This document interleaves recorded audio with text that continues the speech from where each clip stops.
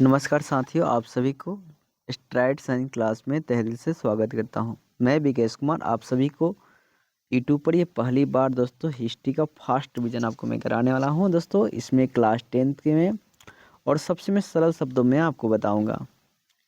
और दोस्तों इसमें मैं 2009 से लेकर 2023 तक के क्वेश्चनों को कलेक्ट किया है, तो आप बारीकी बारीकी से ध्यान दें। तो चलिए देर नहीं करते, स्टार्ट करते हैं। 2024 में जो भी लोग एग्ज़ाम देने वाले हैं वो दोस्तों इस वीडियो को ज़्यादा से ज़्यादा शेयर करें, लाइक करें और साथ ही दोस्तों अपना स्टेटस भी लगाएं। कम से कम दोस्तों 5 लोगों को इस वीडियो को ज़रूर शेयर करें। दोस्तों आपके इस वीडियो के शेयर करने पर आपको ज्योग्राफी का एकदम शॉर्ट क्वेश्चन आंसर जो है बनाया जाएगा और बहुत सरल शब्दों में, जिससे कि आप इसमें आपको लग जाएगा कि बहुत सरल शब्दों में और मेहनत के द्वारा दोस्तों बनाया गया है बहुत ज़्यादा। तो कृपया आप इसे ज़रूर ज़्यादा शेयर करें और यूट्यूब पर पहली बार इस वीडियो को देख रहे हैं तो मेरे वीडियो को ज़रूर लाइक करें और चैनल को सब्सक्राइब करें। तो चलिए देर नहीं करते हैं, वीडियो को आगे बढ़ाते हैं। पहला देखिए दोस्तों, उपनिवेशवाद क्या है? उपनिवेशवाद से आप क्या समझते हैं? औद्योगिकरण ने कैसे उपनिवेशवाद को जन्म दिया? तो देखिए दोस्तों, जब कोई देश प्रत्यक्ष या अप्रत्यक्ष रूप से दूसरे देश पर अपना शासन चलाता है तो उसे उपनिवेशवाद कहते हैं। मतलब जब कोई देश क्या होगा, मान लीजिए कोई यहाँ पे देश है, ठीक है, और यहाँ पे कोई एक बड़ा सा देश है। अब ये देश क्या करेगा कि इस पर प्रत्यक्ष या अप्रत्यक्ष रूप से अगर शासन चलाता है तो ये देश जो है इस देश का उपनिवेश कहलाएगा और ये घटना उपनिवेशवाद कहलाती है। अब देखिए औद्योगिकरण ने कैसे उपनिवेशवाद को बढ़ावा दिया? तो देखिए स्टार्टिंग में क्या हुआ, यूरोपीय कंपनियों ने आगमन हुए, जैसे पुर्तगाली हैं, डच है, और वो दोनों क्या किए, व्यापार किए। फ्रांसीसी भी हैं, फिर क्या किए, व्यापार किए और व्यापार के माध्यम से इन्होंने उद्योग लगाया। क्या लगाया? उद्योग लगाया। और उद्योग लगाकर फिर क्या कर लिया, भारत पर कब्जा कर लिया। भारत पर क्या कर लिया, अपना शासन चलाने लगे। अतः हम कह सकते हैं कि औद्योगिकरण ने उपनिवेशवाद को जन्म दिया।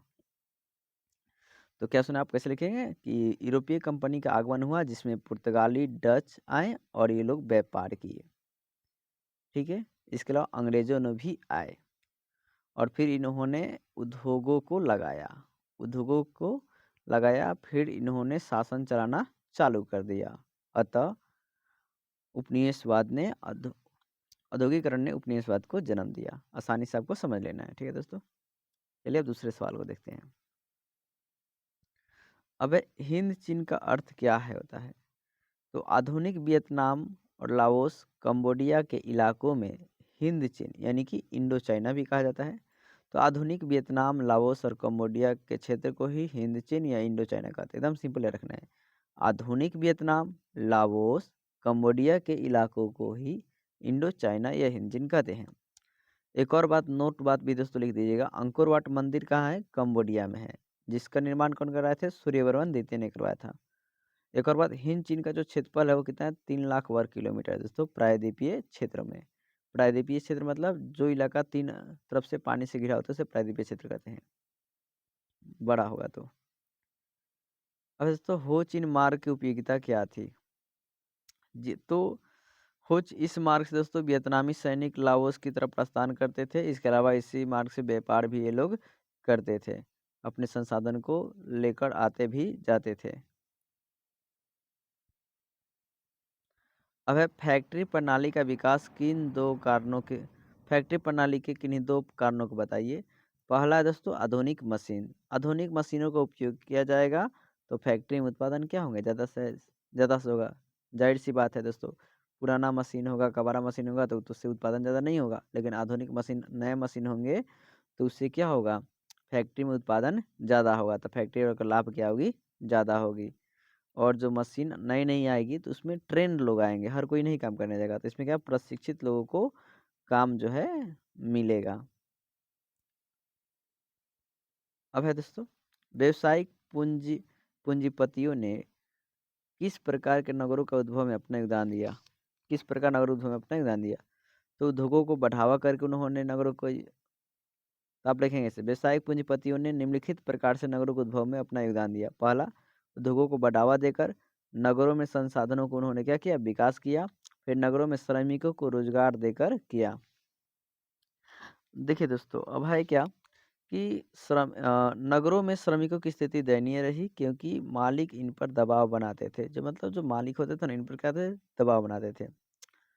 अतः हमें सभी श्रमिक रहकर भी अपने साक्षरता के दम पर ऊंची मुकाम को हासिल करना चाहिए, ताकि व्यापारिक या व्यावसायिक वर्ग हमें ना सताए। इसके अलावा कोई वर्ग भी हमें ना सताए अगर आप मेहनत करेंगे तो।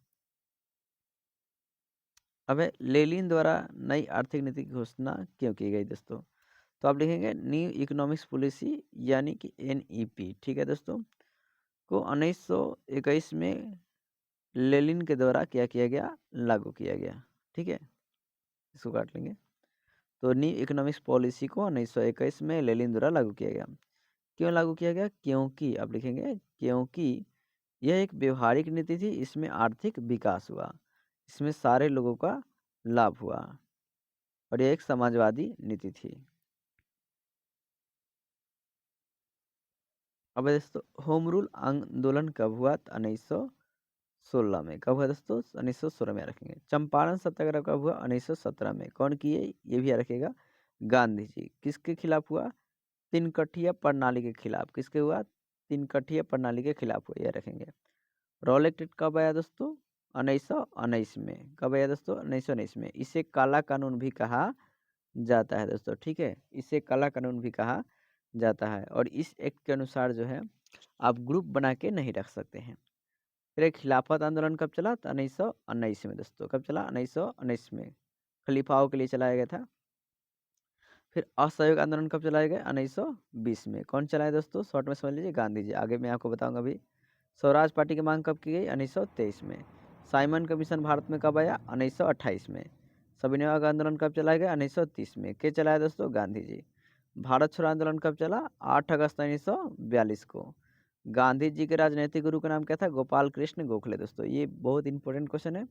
सुएज नहर को कब खोला गया? 17 नवंबर 1869 को दोस्तों, 1869 में।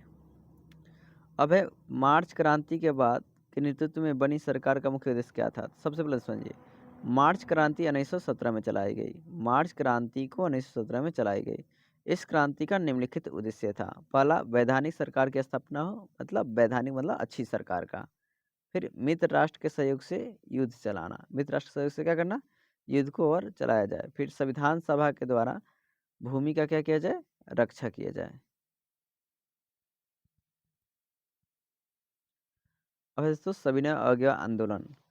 तो देखिए दोस्तों, है क्या? दांडी मार्च के द्वारा सविनय अवज्ञा आंदोलन को प्रारंभ किया गया। ठीक है, तो ध्यान दीजिए, दांडी मार्च भी आ जाए तभी ध्यान रखें। देखिए हुआ क्या, 12 मार्च 1930 को साबरमती आश्रम से, गुजरात के, ठीक, गांधी जी ने साबरमती आश्रम से 78 अनुयायियों के साथ गांधी जी निकल गए और 5 अप्रैल को दांडी पहुंच गए। कहाँ पहुंच गए? 5 अप्रैल को दांडी पहुंच गए। फिर आपका है दोस्तों 6 अप्रैल को उन्होंने नमक तोड़ के नमक कानून का उल्लंघन किया। और ये दोस्तों आपका है कि इन्होंने कितने दूर गए? तो 220 मील। ठीक है, और दांडी मार्च की सफलता को देखते हुए गांधी जी इस आंदोलन को 1930 में चलाया था। किसको? सविनय अवज्ञा आंदोलन को। अब है दोस्तों सविनय अवज्ञा आंदोलन के कारण क्या थे? पहला था 11 सूत्री मांग को गांधी जी ने 11 सूत्री मांग किया था, तो अंग्रेजों ने इस मांग को पूरी नहीं की थी। दूसरा, पूर्ण स्वराज की मांग किया गया था। और तीसरा दोस्तों समाजवादी का प्रभाव था। समाजवादी मतलब हर किसी के दिल में जो है एक समानता जो है आ गई थी।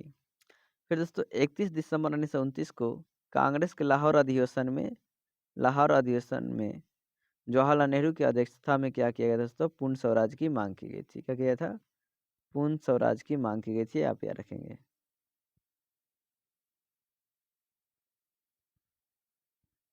अब है असहयोग आंदोलन। तो है क्या दोस्तों कि असहयोग आंदोलन को गांधी जी के द्वारा चलाया गया था। कब? 1920 से 1922 तक चलाया गया। इस आंदोलन के 3 कारण थे। पहला खिलाफत का मुद्दा था, दूसरा जलियांवाला बाग हत्याकांड, तीसरा संविधान सभा का मांग था। अब दोस्तों थोड़ा जलियांवाला बाग हत्याकांड को हम लोग समझ लेते हैं। तो देखिए दोस्तों, बहुत आप आसानी से समझेंगे जलियांवाला बाग हत्याकांड क्या था। तो हुआ क्या दोस्तों, देखिए जलियांवाला बाग हत्याकांड में कि रॉलेट एक्ट के विरोध में, ये जो रॉलेट एक्ट, पहले आप समझ लीजिए, रॉलेट एक्ट को 19 मार्च 1919 में अंग्रेजों ने लागू किया। ठीक है, कब लागू किया? 19 मार्च 1919 को। अब है क्या दोस्तों, इसे लागू कौन किया? तो सिडनी रॉलेट। कौन लागू किए? या रखेंगे आप लोग सिडनी, सिडनी रॉलेट नाम ही था, सिडनी रॉलेट लागू किए। ठीक है, लिख लीजिए आप लोग सिडनी रॉलेट। ठीक है, और दोस्तों है क्या, अब इसका रॉलेट एक्ट का पूरा नाम बताएं हम तो इनर्शियल दोस्तों एंड रिवोल्यूशनरी एक्ट था। ठीक है, जिसके तहत शक के आधार पर पुलिस किसी को भी गिरफ्तार कर सकती है। मतलब इस एक्ट के तहत पर शक हो जाए ना जगह पर, उसको क्या कर लेगा? ये गिरफ्तार कर लेगा। जिसको भी शक हो जाएगा जिस पर, उसको इंसान को गिरफ्तार कर लेगा। यानी कि बहुत ही बेकार था ये। फिर 6 अप्रैल 1919 को गांधी जी द्वारा देशव्यापी हड़ताल किया गया। इसके विरोध में गांधी जी ने हड़ताल किया। ठीक है,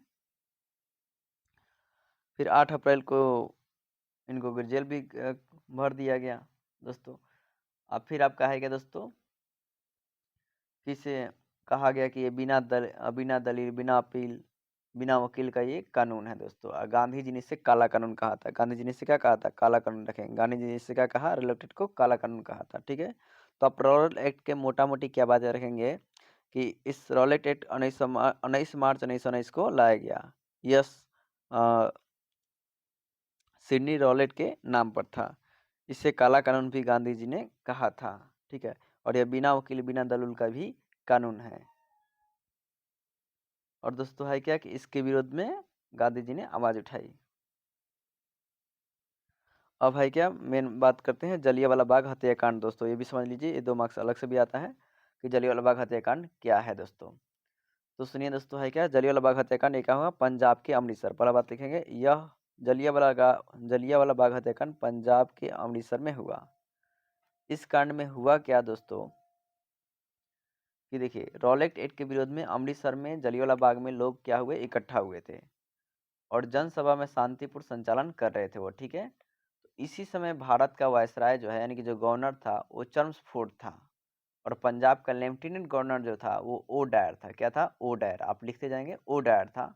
उन्होंने गोरखा रेजिमेंट के ब्रिगेडियर आर डायर को जलियांवाला बाग में भेज दिया। किसको भेजा? आर डायर को भेज दिया, जहां आर डायर ने निहत्थे लोगों पर गोलियां चला दी। अब गोलियां चलाई तो एक आंकड़ा बताता है कि मरने वाले लोगों की संख्या कितनी थी?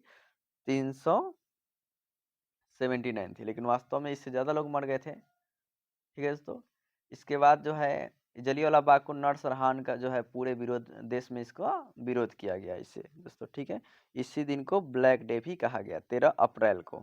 जलियांवाला बाग हत्याकांड कब हुआ? याद रखेंगे दोस्तों, 13 अप्रैल 1919। कब हुआ? 13 अप्रैल 1919 को हुआ। ठीक है, जलियांवाला बाग हत्याकांड कब हुआ? तो आप लोग याद रखेंगे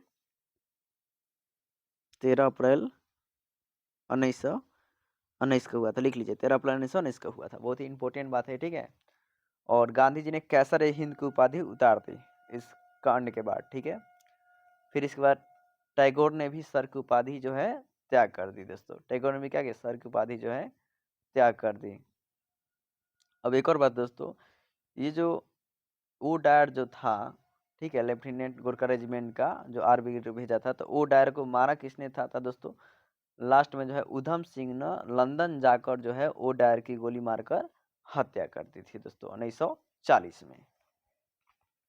तो ये थी जलियांवाला बाग हत्याकांड। एक बार आप फिर से सुन लीजिए ताकि आपको रिवीजन हो जाए मोटा मोटी बात कि जलियांवाला बाग हत्याकांड पंजाब के अमृतसर जिला में चलाया गया। मेन बात, यह हत्याकांड 13 अप्रैल 1919 के हुआ। फिर इस हत्याकांड में निहत्थे लोगों पर क्या किया? आर डायर नाम का आदमी ने क्या किया? बहुत ज़्यादा गोलियां बरसा दी।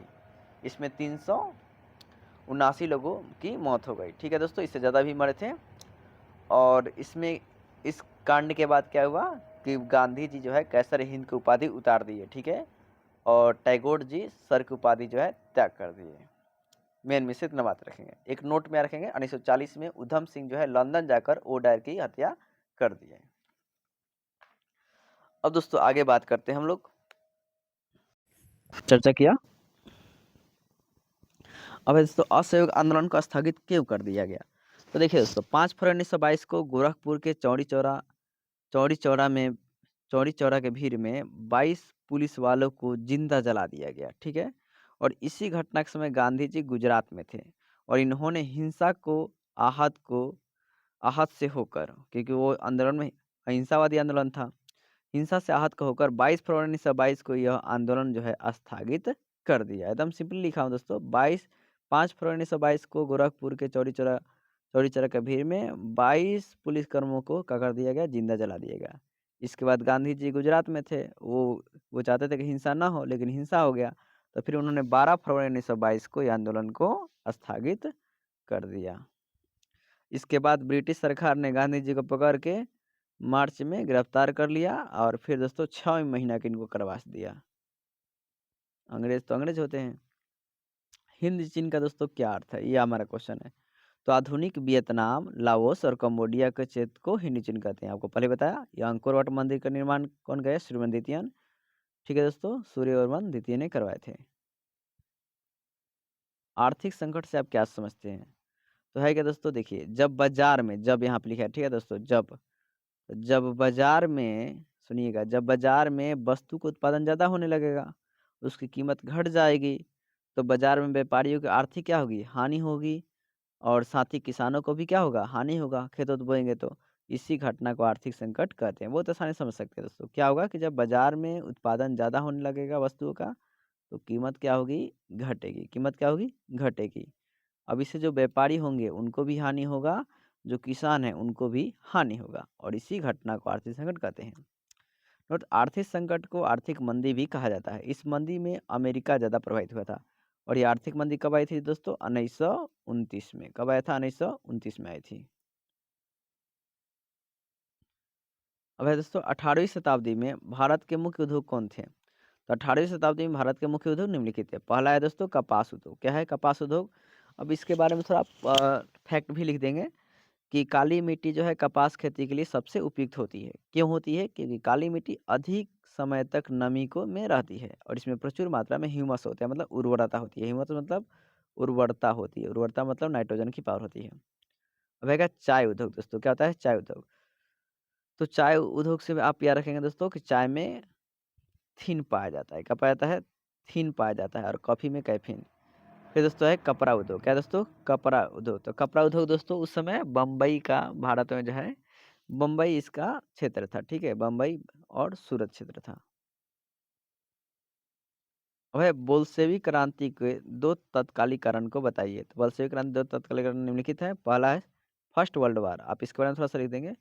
ये जो फर्स्ट वर्ल्ड वार है साहेब, ये 1914 से लेकर 1919 तक चला। कब चला, 1914 से लेकर 1919 तक चला।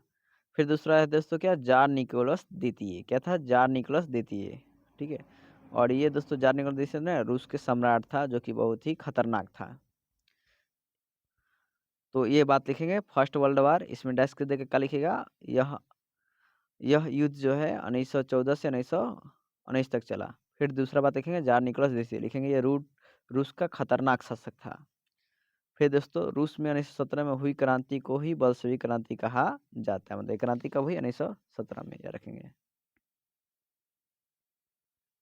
अब है राष्ट्रवाद के उदय उदय में धर्म सुधार आंदोलन की क्या भूमिका है? तो आइए देखते हैं दोस्तों।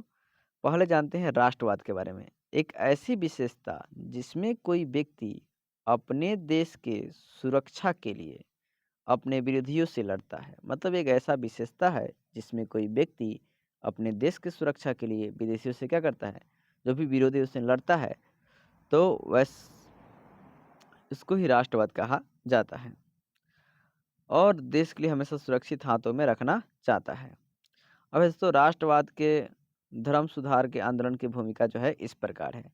महापुरुषों ने धर्म ग्रंथों के माध्यम से लोगों की एकता की भावना उत्पन्न की। मतलब किताबें लिखी, और उस लोग को जब किताब पढ़े तो उनमें एकता की भावना जो है जागी, और देश से वो प्रेम करने लगे, और इस देश के लिए मर मिटने के लिए क्या हो गए, तैयार हो गए। तो एकदम सिंपली लिखना था दोस्तों इसका उत्तर डायरेक्ट, कि राष्ट्रवाद के उदय में धर्म सुधार आंदोलन की भूमिका जो इस प्रकार है, जिसमें महापुरुषों ने धर्म ग्रंथों के माध्यम से एकता की भावना को उत्पन्न की, और लोग देश से प्रेम करने लगे तथा देश के लिए मर मिटने के लिए तैयार हो गए। फिर है दोस्तों भारतीय राष्ट्रीय कांग्रेस की स्थापना किस परिस्थिति में हुई? तो 19वीं शताब्दी में जब भारत में दोस्तों मजबूत संघों का विकास नहीं हो रहा था, तो 28 दिसंबर 1985 को भारतीय राष्ट्रीय कांग्रेस की स्थापना की गई। क्या किया दोस्तों? भारतीय राष्ट्रीय क्या किया गया? सॉरी दोस्तों, यहाँ पे क्या होगा? 1885 में। 1885 में भारतीय राष्ट्रीय कांग्रेस की क्या की गई? स्थापना की गई। और तो अंग्रेजी शिक्षा ने किस प्रकार राष्ट्रवाद के उदय में भूमिका निभाई?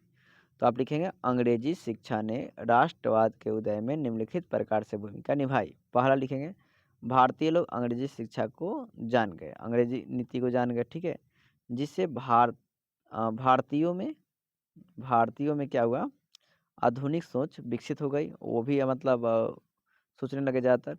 अन्य देशों की स्वतंत्रता के संघर्ष के बारे में जाने, मतलब इंग्लिश जानने लगे तो अन्य देशों के बारे में उन्होंने जाना, रूस के बारे में, क्यूबा के बारे में, ठीक है। अपने अधिकार जाने और मांग भी किया, ठीक है, मतलब अपना अधिकार जान गए और फिर संविधान सभा का, फिर संविधान की जो है डिमांड किए। फिर संविधान सभा में संविधान को बनाया गया। कब बनाया गया दोस्तों हमारे देश में? 26 जनवरी 1950 को। लागू कब किया गया दोस्तों? तो छब 26 जनवरी 1950 को लागू किया गया। बनाया कब? 26 नवंबर 1950 को। अब दोस्तों प्रथम विश्व युद्ध के तत्कालीन कारण क्या थे? तो इसका तत्कालीन कारण था कि 8 जून 1914 को हुआ क्या कि आर्क ड्यूक फर्डिनेंड की वेस्टनिया की राजधानी में साराजोवा की क्या हो गई? हत्या हो गई। ये पहला कारण था। दूसरा, संपूर्ण यूरोप जो है गुट में बन गया। क्या बन गया? गुट में बनने लगा, ठीक है। अब है क्या दोस्तों? 4 फरवरी 1928 को गुजरात, अब यहाँ पर देखते हैं दोस्तों, गुजरात में कि सूरत जिले में बारदौली, मतलब आपका है क्या? बारदौली विद्रोह क्या है? बारदौली विद्रोह, ये भी ठीक है दोस्तों, इंपॉर्टेंट है। तो बारदौली फरवरी 1928 के गुजरात में सूरत के बारदौली तालुक में भी लगान में वृद्धि की गई। तो किसान जो थे वो लगान ज़्यादा देना पड़ता था, तो किसान क्या थे? और नाखुश थे। और सरकार भी बारदौली जांच आयोग लाई। इस सिफारिश से भी, ये इससे भी क्या थे? किसान असंतुष्ट थे। तो फिर इसी के विरुद्ध में एक आंदोलन चलाया गया जिसे बारदौली सत्याग्रह कहा जाता है। तो फिर से आप सुन लीजिए शॉर्टकट में कि क्या हुआ दोस्तों? गुजरात के सूरत जिला के बारदौली में क्या हुआ कि लगान बढ़ा दिया गया था। फिर दोस्तों बारदौली जांच आयोग जो है उसमें किसानों उससे क्या थे? संतुष्ट नहीं थे। इसी के विरोध में 4 फरवरी 1918 में एक आंदोलन को चलाएं जिसे बारदौली सत्याग्रह कहा जाता है। अब है न्यूनतम मजदूरी कानून को कब पारित किया गया? इसका क्या उद्देश्य थे? तो आप देखेंगे न्यूनतम मजदूरी कानून को 1948 में पारित किया गया। ऐसे इसके उद्देश्य निम्नलिखित थे। छोटे बच्चों से काम नहीं करवाया जाएगा, काम करने की सीमा को घटा दी जाएगी, औरतों के काम जो है कम करवाया जाएगा। यहाँ पे लिखना है कि दोस्तों कम करवाया जाएगा, ठीक है, कम करवाया जाएगा, वेतन समय पर दी जाएगी। अब है गिरमिटिया मजदूर का क्या अर्थ है? वैसे मजदूर जो विदेशों में काम करने के लिए जाते हैं और उनके मालिक उन्हें वेतन सही नहीं देते हैं या समय पर नहीं देते हैं तथा मजदूरों के पीटा जाता है। क्या कहता है? पीटा जाता था। इस प्रकार के मजदूर गिरमिटिया मजदूर कहते थे। यह बिहार के पश्चिमी क्षेत्र में जाते थे, पश्चिमी क्षेत्र से जाते थे। ये बहुत इंपॉर्टेंट है। अब है दोस्तों हिंद चीन में फ्रांसीसी का प्रसार का वर्णन बताइए। देखिए दोस्तों 1498 में पुर्तगाली वास्को डी गामा जो है भारत पहुंचा, ठीक है, कालीकट बंदरगाह पर। और उससे वो आया तो व्यापार किया, और जब व्यापार किया तो उससे बहुत ज़्यादा लाभ हुआ। फिर दूसरे विदेशी देशों ने भी भारत भारत और इसके अलावा हिंद चीन की भी यात्रा किए और हिंद चीन में फ्रांसीसी व्यापार के माध्यम से क्या किए? प्रवेश कर गए। अब है दोस्तों भूमंडलीकरण या औद्योगिकरण के परिणाम के स्वरूप होने वाले परिवर्तन का वर्णन करें। तो इसके 2 परिणाम पूछता है ज़्यादातर, तो 2 परिणाम इसके क्या दोस्तों निकले? पहला जो है सकारात्मक परिणाम निकला और दूसरा दोस्तों नकारात्मक प्रमाण लिखा। सकारात्मक प्रमाण कि मशीनों का विकास हुआ तो उत्पादन क्या हुए? ज़्यादा हुए। और उत्पादन ज़्यादा होगा दोस्तों तो कंपनी को फायदा ज़्यादा होगी।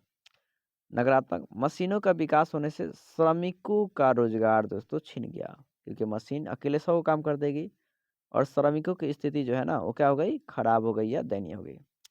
अब नोट एक बात रखेंगे दोस्तों, किसी देश में औद्योगिक क्रियाकलाप कम हो जाता है तो उसे विऔद्योगीकरण कहते हैं। उसे क्या कहते हैं? विऔद्योगीकरण कहते हैं, रखिएगा, विऔद्योगीकरण कहते हैं।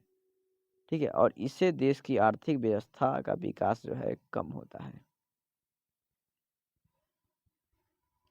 अब है ब्रिटेन वुड्स सम्मेलन जो है दोस्तों कब हुआ? तो ये ब्रिटेन वुड्स सम्मेलन 1 जुलाई 1944 में दोस्तों। ये फैक्ट मैं इसलिए आपको बता दे रहा हूँ ताकि आपके ऑब्जेक्टिव ही ना छूटें।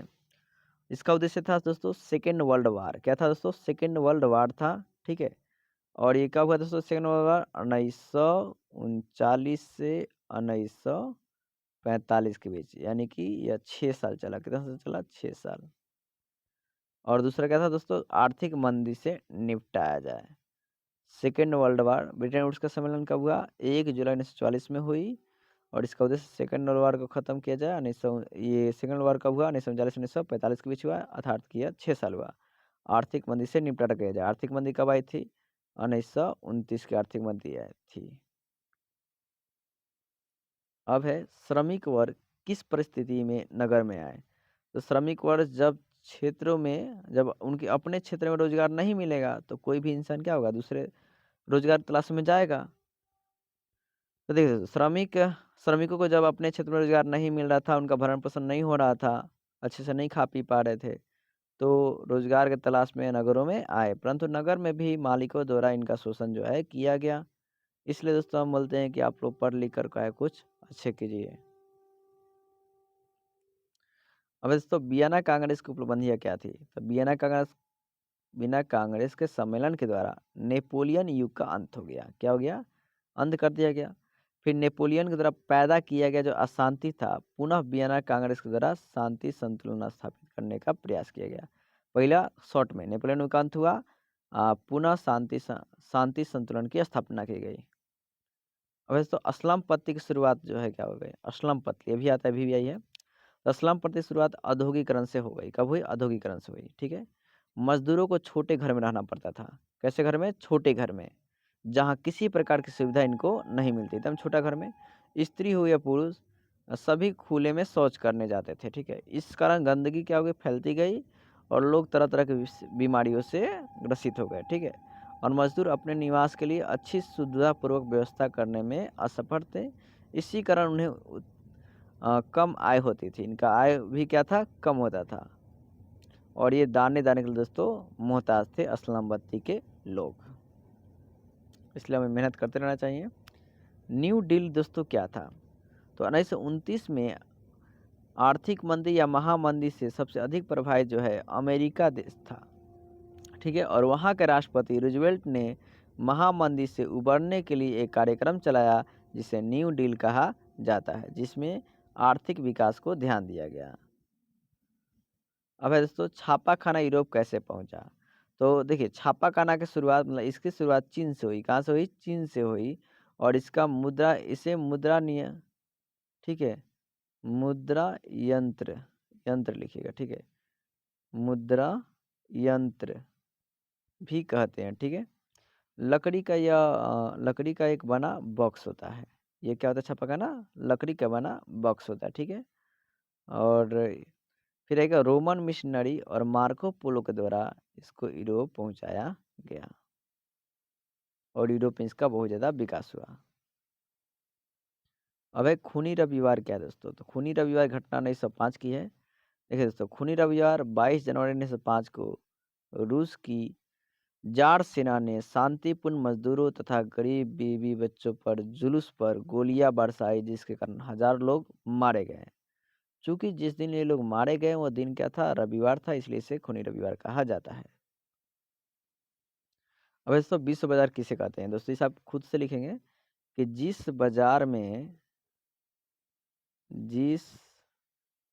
बाजार में विश्व के सभी देश व्यापार करते हैं, व्यापार करते हैं करते हैं तो उसे विश्व बाजार कहते हैं। और इसमें बहुराष्ट्रीय कंपनी काम करती है। कौन काम करती है? बहुराष्ट्रीय कंपनी। वे कंपनी जो एक से अधिक देश में काम करती है उसे बहुराष्ट्रीय कंपनी या मल्टीनेशनल कहते हैं। जैसे एग्जांपल में टाटा, क्या होगा दोस्तों? टाटा हो गया, कोका कोला हो गया, थम्स अप हो गया, पेप्सी हो गया, ये सब। अब है दोस्तों पांडुलिपि क्या है? पांडुलिपि क्या है दोस्तों? तो है क्या दोस्तों कि तार पत्रों पर, क्या सुना आपने? तार पत्रों पर, ठीक है? तार पत्रों पर हाथ से लिखी गई दस्तावेज को क्या सुने आप? हाथ से लिखी गई दस्तावेज को पांडुलिपि कहते हैं। तार पत्रों पर हाथ से लिखी गई दस्तावेज को पांडुलिपि कहते हैं और पांडुलिपियों से इतिहास लिखने में हमें जानकारी मिलती है। पांडुलिपियों के कारण ही बौद्ध धर्म की जानकारी, जैन धर्म की जानकारी इत्यादि धर्म की जानकारी आसानी से मिल पाई है।